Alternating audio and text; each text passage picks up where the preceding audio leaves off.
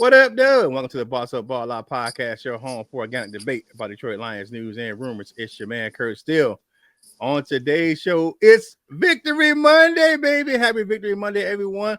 On today's show, we recap and react to the Lions' 24-6 win over the Colts yesterday. Do us a quick favor. Like the video, share the video, and comment on the video. All these things help us get this content to more Detroit Lions fans just like yourself. Subscribe to the channel if you haven't done so already. We're on our way to 20. We're on our way to 3,000 subscribers because we passed 2,500 last week, and we are currently at 2,508 for our show. Now it's time to bring in the co-host for today's show, man. First up, man, the high deacon of the First Baptist Church of Jackson, man. He coached your kids. He run you a fade. He'll cut your fade, and he'll write you a rhyme. My man, who? Coach Mike Jones, what's going on, man? Man, and y'all know who it is, man. The ladies love him, and men want to be him. It's the highest player, Yaktown's finest, my man, LL Cool Tones. What's going on, my guy? What's happening, y'all? Happy Victory Monday. Man, this first up, man. You know, wait a minute. If this first, let's get to this first. It's first time watching the channel and you're new to the show. If you don't know how we do it here, we look at Detroit Lions news headlines or takes. If we agree, we say they're bossed up. Disagree, we say they are balled on, and we give our reasons why we agree or disagree. No hot takes here, just natural debate and our true thoughts and opinions about what's going on with our favorite team, the Detroit Lions, man. You know, we got to be a spoiled ass fan base. We're getting spoiled, man. We're getting spoiled with these Victory Mondays. And we're getting spoiled because we get to be disappointed that we only won 24-6. Like we got like man, it's some bull.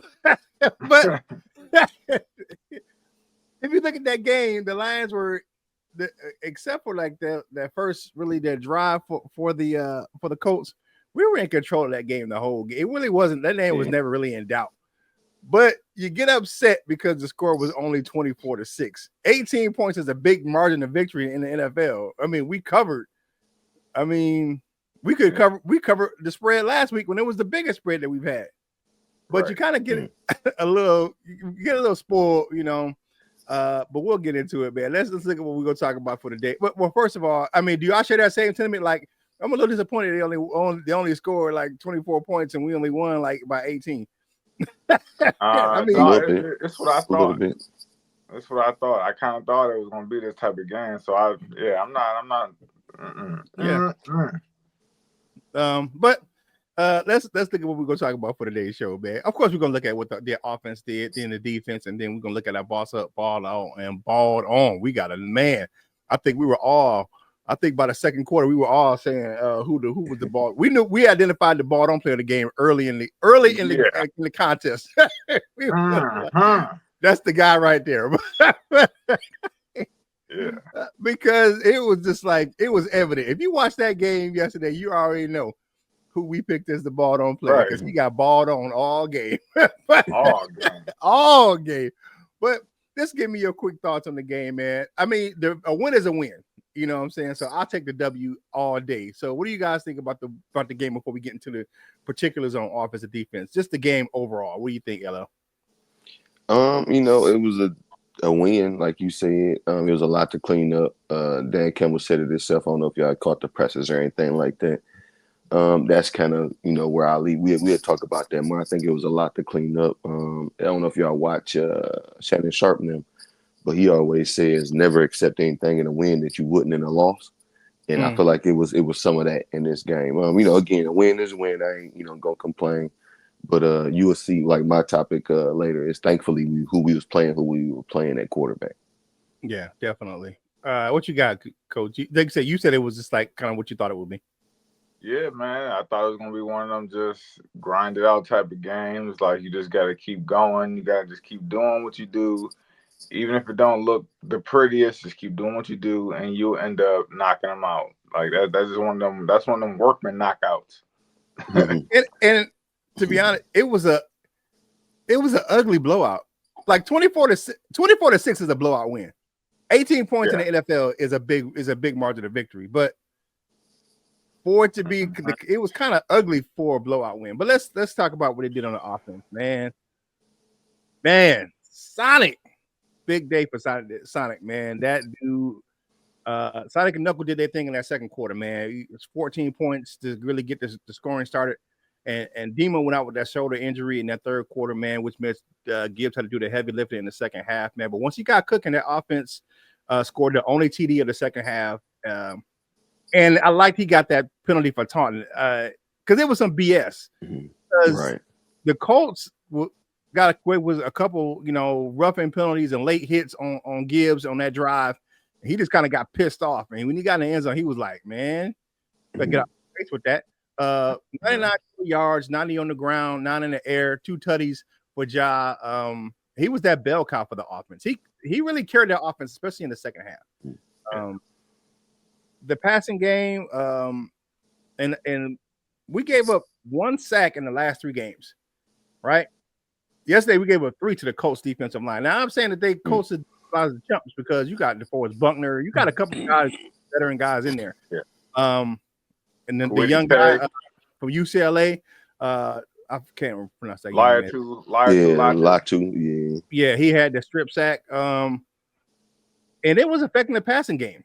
You look at it, the passing game really didn't have a rhythm yesterday. I mean, you had some plays that worked, but we weren't able to string like really consecutive like drives in the passing game where we were just like lights out in the passing game. More in the run game, in that second quarter, but the passing game really couldn't get going. And it ended St. Brown's consecutive streak game with a touchdown at 8. It ended yesterday. But you got to protect Jared Goff, man. We're going on. We look at the next few games that we're coming up with. You're going to face some good defensive fronts, some good front sevens. You got even Chicago got a good front seven. They sacked Sam Darnold yesterday for 3 times. And then you look at got Green Bay coming up, the Bills, and then even when we go out to San Francisco, even though they're playing trash right now, and I don't know, they ain't making the playoffs, but they're gonna try to stop us. So you got to make sure that your offensive line is protecting Jared Goff, because if that line can't protect him, man, that's definitely our offense can definitely sputter like it did the second half yesterday.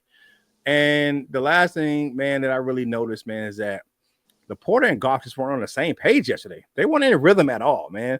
They had he threw to Sam Laporta 6 times and only caught 3. That's just way off. He was missing them. Yeah, I think maybe it's the fact that they were just off. I mean, maybe it was the lack of timing because he missed last week with that shoulder injury. But whatever it is, they got to get that together. I will say this: the Lions really played balanced yesterday. I would think it was 36 passes and 33 runs. In the pass game, everyone got a chance to catch the ball and eat. They just played conservative. They was kind of really conservative after halftime. And I will credit the Colts defense. The Colts defense were playing tough and physical. They matched the Lions' physicality.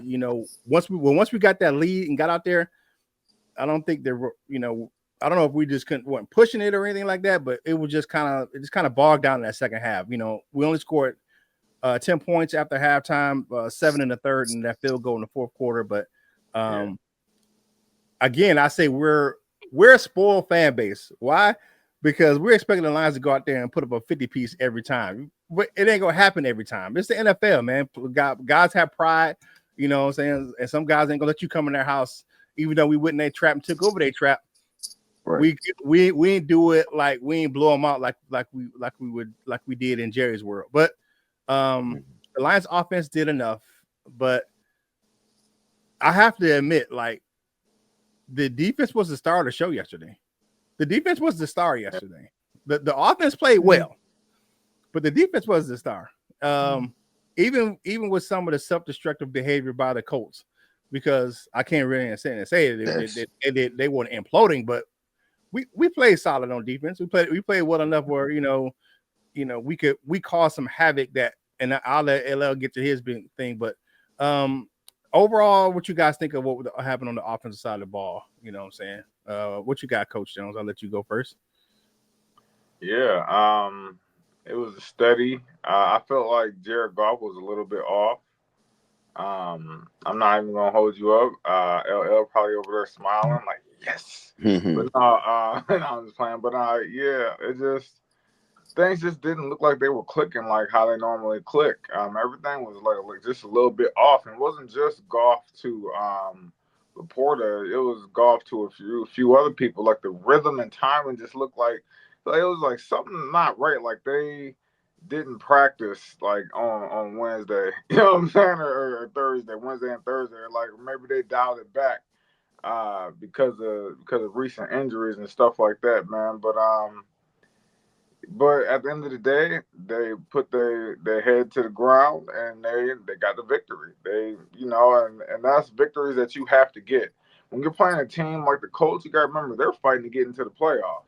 They're not out by any means. They're like 2.5 games out of playoffs contention right now after the loss. So yeah, man. So that's a workman's game on the road against a team who's fighting for their playoff life. Come through with it, man. So hey, that's what it is.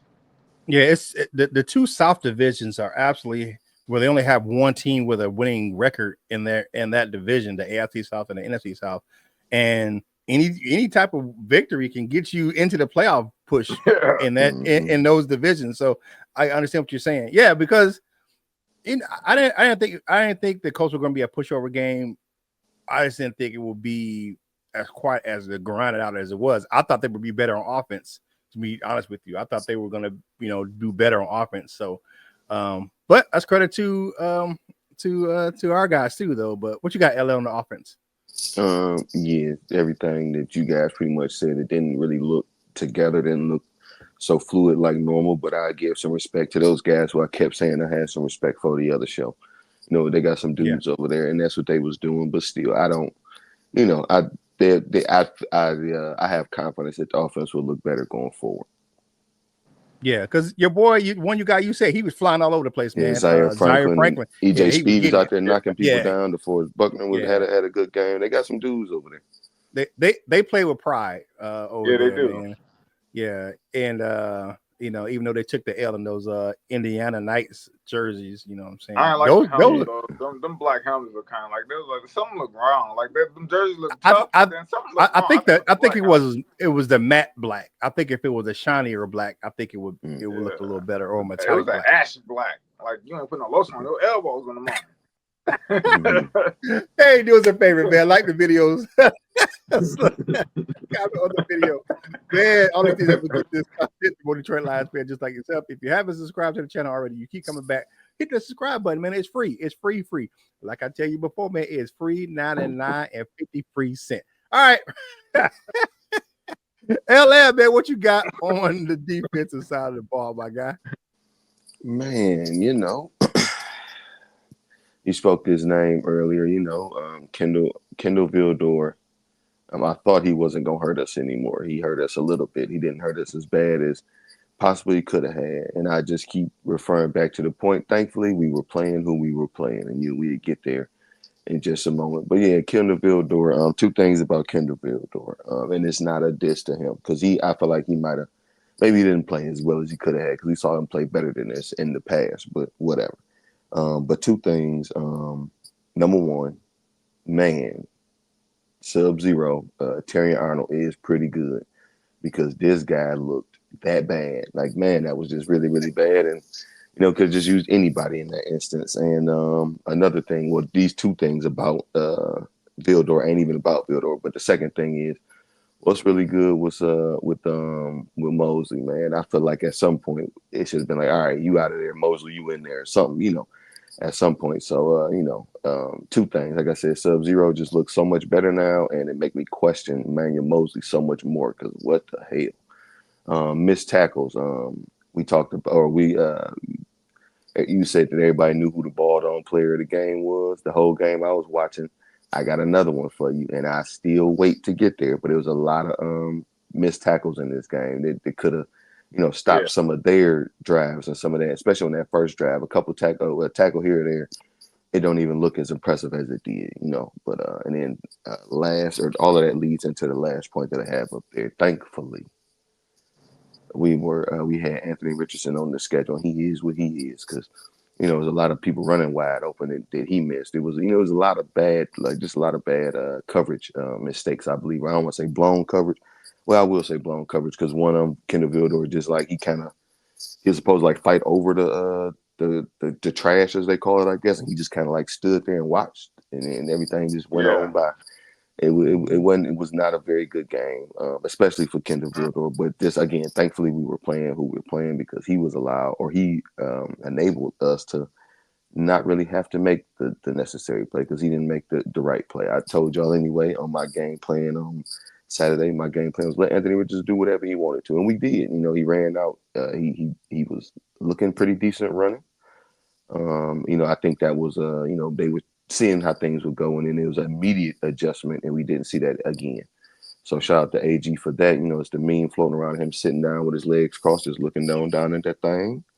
So he's building it up, and I really hope that like I've said this before as well. I hope that his word was bond when he said he wanted to stay here for a while because he's going to be wanted by a lot of people. But overall, solid defensive effort. We only gave up 6 points. Of course, have many consecutive games or quarters with no touchdowns given up. Another shout out to Aaron Glenn, and shout out to everybody.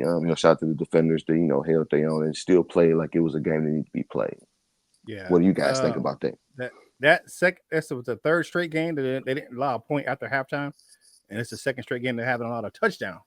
I think they've only allowed like 7 passing touchdowns all season. Mm-hmm. Like it's crazy. So, but the defense, man, I'll say this, man. Hopefully, TA be better for the next game, man. Here's my theory on this, because I have my conspiracy theories on some stuff, man. I think that they were kind of held him out to give him some rest before that quick turnaround this week. You look at it, man. He's played a full season of college football already, and they trying to keep him from hitting that rookie wall, man. All that being said, Vildor was getting cooked all game. That tells you we need Tyrion Arnold on the field, man. He was getting this. The guy was just running past Vildor, and he couldn't stay in phase. Maybe we'll see Mosley next week. On some plays. If that depends on how the depth goes and the injuries. But I will say this: AG said this the other day, and he said the same thing about Broderick Martin. You're not just going to come off of IR and just hop right into the lineup. You're going to earn your time. And maybe he hasn't earned his time yet with AG. So maybe that's the thing with Mosley right now. And the second thing, I think the coach just matched that physicality with the Lions defense. I don't think they were ready for that. Caught him off guard, and that caused some missed tackles. Brian Branch, normally a sure tackler, man. He missed a few tackles yesterday. And I think the one thing he was trying to do, he was trying to come up and lay that boom. And instead of making a wrapping up and making a tackle. And the Colts weren't for that. They was with the shits yesterday, and they was like, okay, we're gonna meet that physicality. But I would think that AG would sure that up, man, and make sure they emphasize proper technique on Thanksgiving versus the Bears. But one thing I will say this: I think the Lions did a great job of kind of letting Richardson be who he is. And kind of forcing him to throw from the pocket. Like those adjustments came, a few times he made them throws outside the pocket, but most of his throws came from inside the pocket. And I don't care how big your arm is, you can make all the big throws down the field you want to, but you can't throw a 5-yard slant. Can't throw a 5-yard out. It just is who he is, man. He was never good at that. His short to intermediate passes, even at college at Florida, was suspect. So, they got to get that in check. They play a much better quarterback than the young rookie Caleb Williams. I think he had like 340 yards against the Vikings yesterday. So you got to make sure you key in on that. Get that fixed because Williams is not Richardson. Williams has had his struggles, but he's a lot better and a lot more effective passer than than Richardson is. So that front seven is gonna have to get some more pressure on Williams. Williams was sacked 3 times yesterday, and we did not sack Richardson once, even though we tried, man. It's hard to get that big fella on the ground, man. Richardson, he's the same size as Cam Newton, man. He's about that. And we all know how hard it was to sack Cam Newton because he just flick you off, man. he just shook his shoulders, man. But Mhm. yeah, what you got, Coach Jones? I'm gonna bring you back on, Yeah. man. What you got on the defense? Yeah, man, you know what? Kendall Vildor, I remember when he came on last season when we had just picked him up, he was like a breath of fresh air from what we had. And then he just I don't know what since that he hasn't came back from the NFC Championship game. Um it's like man, it's horrible. He closed his eyes and see old boy. Yeah, he reminds me of Nevin Lawson. Like Ooh, yeah, mm-hmm. He reminds me of that's not a Nevin. good comparison. No, yes, it is a very good comparison actually. Because he just don't get his head around. He get beat. It looked like he thought it was zone. Like when that LL when you talking about when he just went underneath and just kind of had it looked like he thought the safety over top was gonna run with him, and he didn't He like a because little kid they watching the wasn't. bus leave. Yeah, because they was in man coverage and he was playing zone. Like he was passing them off. It's like, bruh, like, do you not understand what you do in situations in coverage? Like you can't pass nobody off when you playing man. Like, but yeah, man. And then the missed tackles, man. Man, I seen a few, man. And one I seen a Meek Robertson, man, where he just he was in the middle, man, and I'm not sure who it was that was running by him, but he just kind of reached out and did this, and I'd be like, is that an arm tackle? He didn't even know his body into it. Like, I'm like, oh my lord, like they just, I don't know what they was on, man. Maybe they smoked some sticky icky or something. I don't know what they was doing, but he was. Don't blame the green. Man, I'm just saying, I don't know, man, but thankfully they were playing Anthony Richardson because he looks like Alex Orji. Like I swear Anthony Richardson and Alex Orji is the same person. Yeah, man. But one thing about Emmanuel Mosley is I did see him on punt return a few times. So maybe they just easing him back into the game. You know what I'm saying? Instead of like, because he ain't been on the field really. This is his first complete game since the NFC Championship like 2 years ago. You know what I'm saying? With the 49ers, when he got hurt, Since we missed the playoffs, that last game where the Rams played the Seahawks, and you know what I'm saying, or I forgot who it was, and we missed the playoffs with the 9-8 season. This is his first complete game since then. So I think they just wanted to ease him back into the game, man. So, but I think he'll be definitely, please, Lord Jesus, get Kendall Vildor out there. Yeah. I would say this. I did see Mosley slam a tablet on I guess doing punt coverage. Something happened with him. He was a little upset over there on the sideline. I think that's just fuel for the fire. Didn't see Broderick Martin yesterday. Of course, I said that because AG said he got to earn his spot, earn his time on the field. I just think that they're.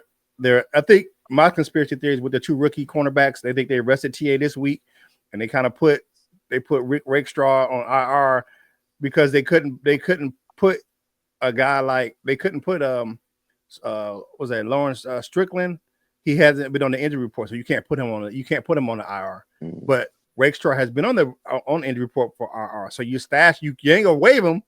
So you stash him on IR for a few weeks, man. Maybe bring him back, toward the playoffs to give him a couple weeks off, man. Yeah. And you kind of like seeing what you got. I think this is a fill out period to see what we got in some of that secondary. So but I think all in all, the defense played well. They played it well enough with those linebackers flying around, man. I think Z made a difference, man. Him and Aleem McNeil had a really big games, man. They were keeping that pressure.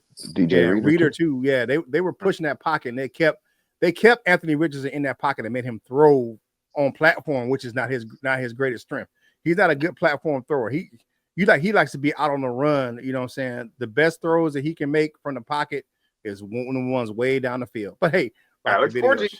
Yeah, like the video, share the video, comment on the video.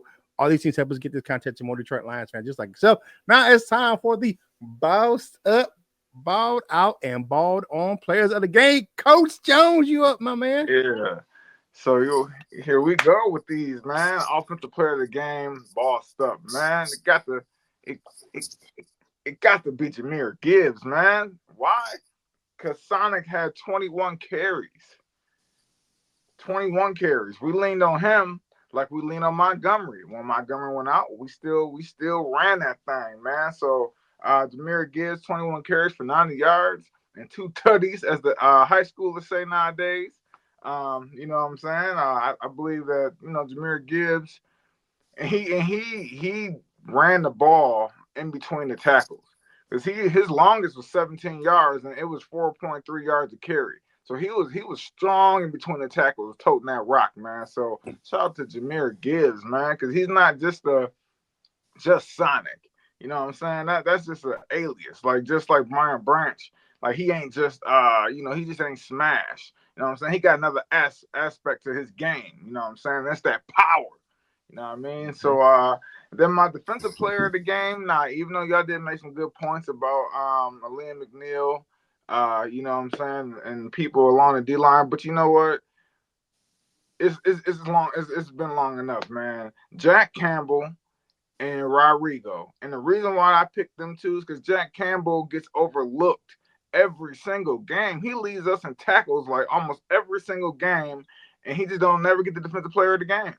And it's like you have to be like credited for all those tackles, when last year we had questions of whether he should be on the field or not.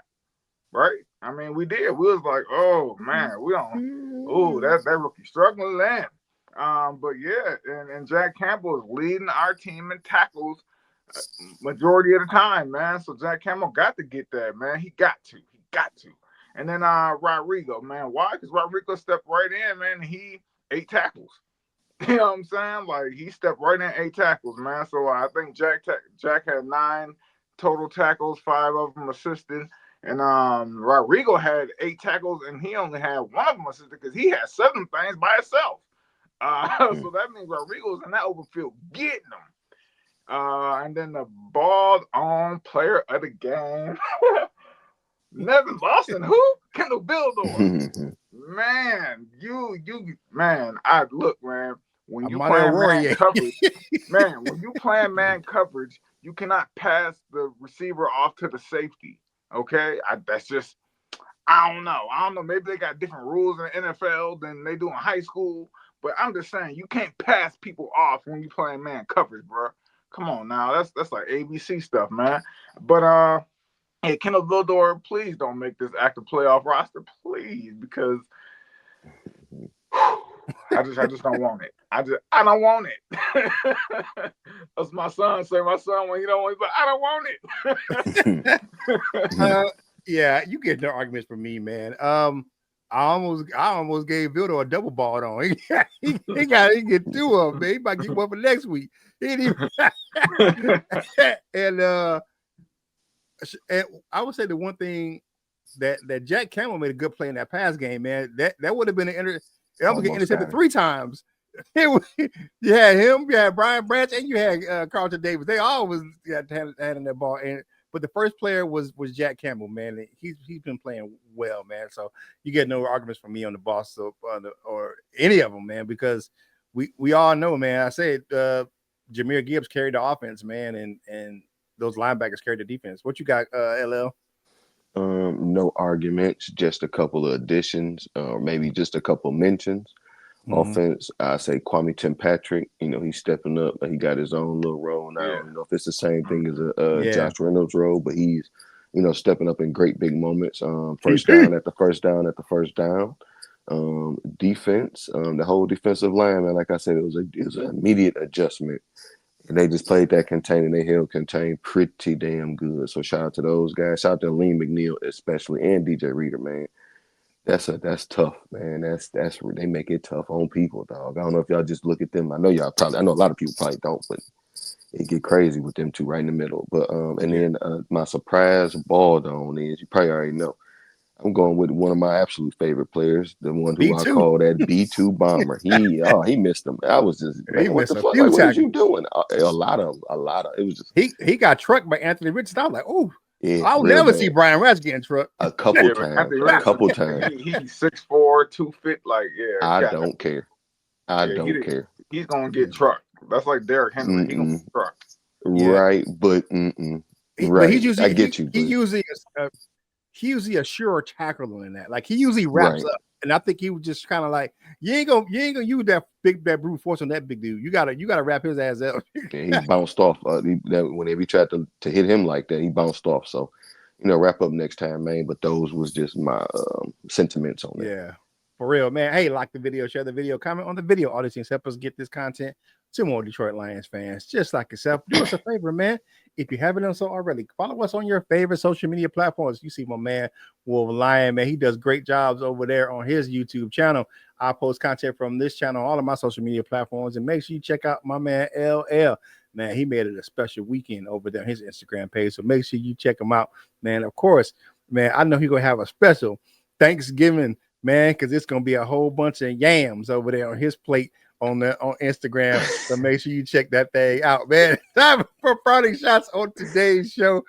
I'm gonna let Coach Jones go first, man, because LL's over there too busy laughing. What you got, Coach Jones? Yeah, it was a good hard fought game.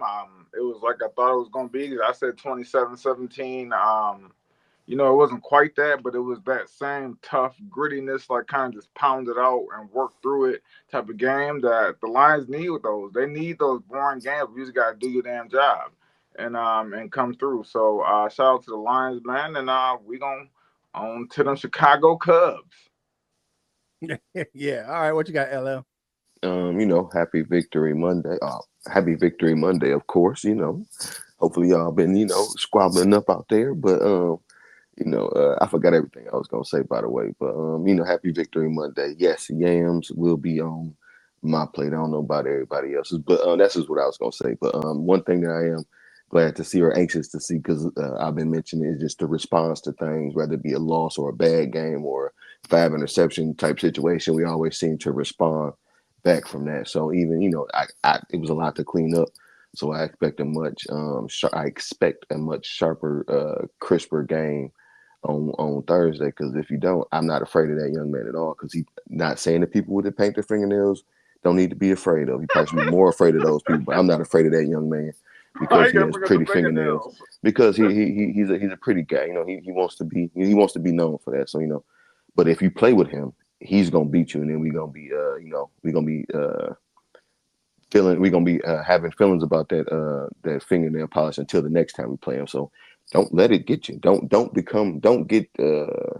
the fingernail color fool you. I guess you don't play around with him, because he'll get you. He ain't Anthony Richardson. Yeah, he can use his legs too, so you got to keep him contained in the pocket as well. Hey, make sure you tune in tomorrow for our Keys to Victory show for that Bears. A quick turnaround. It will be tomorrow, and we'll do our prediction show on Wednesday for the Bears game on Thursday, man. Hey, do like your man Curt still gonna do this week with me and my wife. We're gonna start our Thanksgiving prep early so we can have everything cooked and I could be watching the game eating. I'm just saying. But hey, if you're having a good day, thank you for starting your day with us. We appreciate you right here on the Boss Up Ball Out podcast. Hey, spread some joy to somebody else, man. Hear this dude with the squabble. Make sure that you spread that joy to someone else. You never know when a small kind word can do to somebody else. Hey, and whatever you're doing in life, you got to boss up, ball out, and be the best version of you that you can be. From my man, Coach Mike Jones, and the LL Cool Tones, who's squabbling it up. This is Curt Steele, and we will holla at you real soon.